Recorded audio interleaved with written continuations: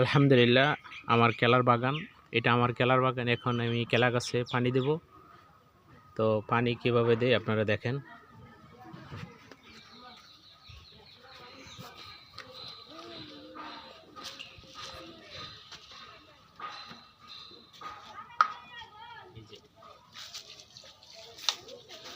কেলার বাগানে পানি দিতে আসি।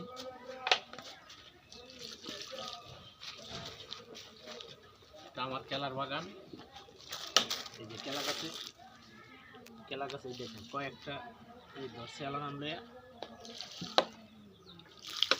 এই যে আমাদের ঘেরা, এই যে কেলা গাছে যত্ন নিতে আসি। তো কেলা গাছ আস্তে ধীরে কেলা গাছ বড় হবে।